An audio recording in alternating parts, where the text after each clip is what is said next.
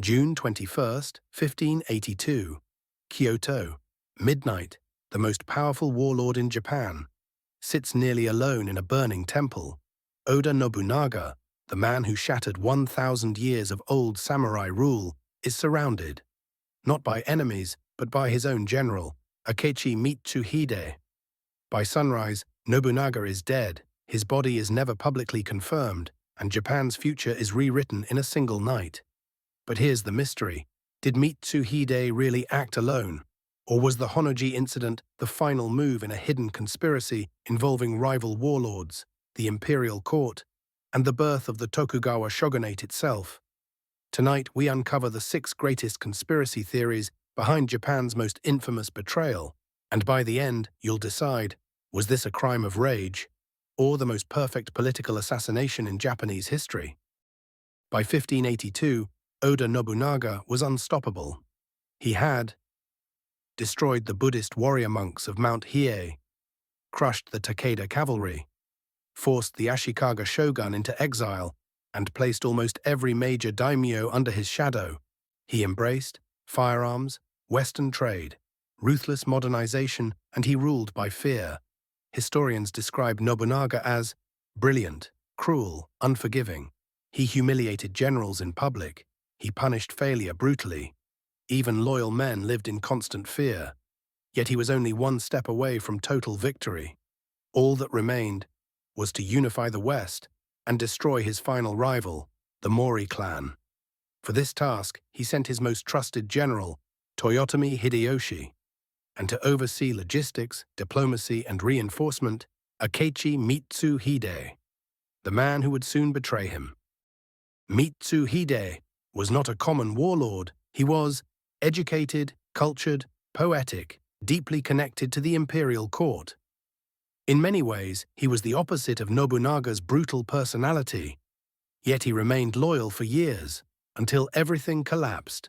According to multiple chronicles, Nobunaga publicly humiliated Mitsuhide for minor mistakes, stripped land from him, threatened his mother, and once even struck him in front of other generals. Whether every detail is true or exaggerated, the pattern is consistent. Mitsuhide was being slowly broken. But humiliation alone does not explain what happened next, because on June 21, 1582, Mitsuhide did something no one thought possible. Nobunaga stopped at Honnō-ji Temple with fewer than 50 guards, no army, no generals, no protection. At the same moment, Mitsuhide diverted 13,000 troops toward Kyoto. His battle cry echoed through the night. The enemy is at Honnō-ji. By dawn, the temple was in flames. Nobunaga fought briefly, but trapped by fire and arrows. He committed seppuku inside the burning hall. His heir was killed the same morning. The Oda clan collapsed in a single night, and Mitsuhide stood as the new ruler of Japan for exactly 13 days, because Toyotomi Hideyoshi returned with impossible speed and destroyed Mitsuhide at the Battle of Yamazaki. Now the real mystery begins. How did all of this unfold so perfectly? This is the version taught in schools. Mitsuhide acted alone, driven by years of humiliation, political pressure, personal resentment. The betrayal was emotional, not strategic.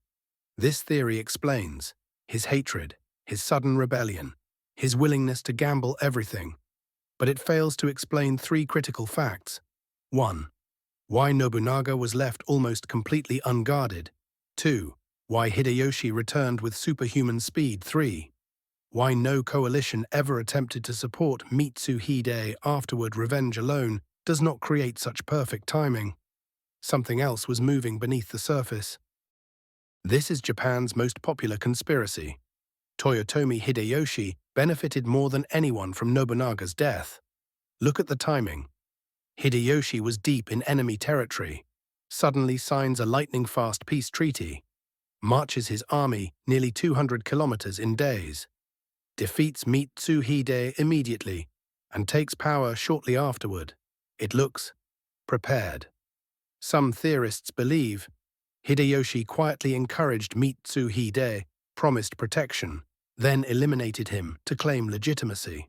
But historians raise a devastating problem. If this plan failed, Hideyoshi would have died as a traitor. There is zero written proof of communication, and Mitsuhide never acts like a man expecting rescue. This theory remains popular, but unproven. Few people realize how dangerous Nobunaga had become to the emperor himself. He controlled court funding, appointed nobles, treated emperors like figureheads.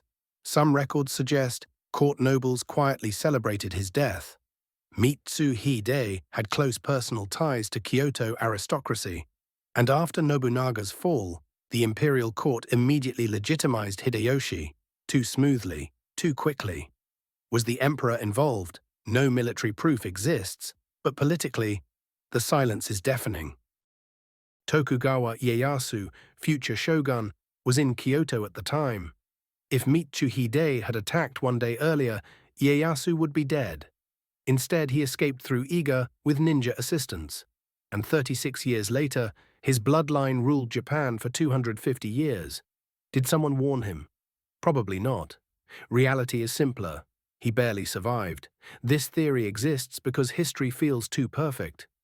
But fear nearly killed him, not preparation. This theory suggests multiple daimyo quietly desired Nobunaga's death. No one coordinated openly, but everyone exploited the outcome together. Hideyoshi gained power. Ieyasu survived and waited. The court regained authority briefly. Mitsuhide became the disposable trigger. This theory explains why no one helped Mitsuhide, why everyone benefited afterward, why no records exist of coordination, because there was none, only opportunity. Japan's favorite legend, that Nobunaga escaped, became a monk, a merchant, or even a hidden advisor, but archaeology confirms burned remains, political collapse, immediate power vacuum. This is mythology, not history. Modern consensus is brutally simple. Mitsuhide acted alone, not because he was brave, but because fate removed every obstacle at once. Nobunaga was isolated. Hideyoshi was far away. Ieyasu was traveling unarmed. Kyoto was undefended. The armies were scattered. This alignment would never happen again. Mitsuhide did not plan for decades. He seized one impossible night and lost everything for it, because the consequences were absolute. Without Honnō-ji, no Hideyoshi, no Sekigahara, no Tokugawa shogunate, no 250 years of Edo peace, no modern Japan as we know it. One traitor, one night, one burning temple changed everything.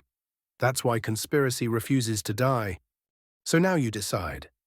Was Mitsuhide a broken man seeking revenge, or the key piece in the most perfectly hidden conspiracy in Japanese history? Because sometimes history doesn't feel planned, but it always feels designed.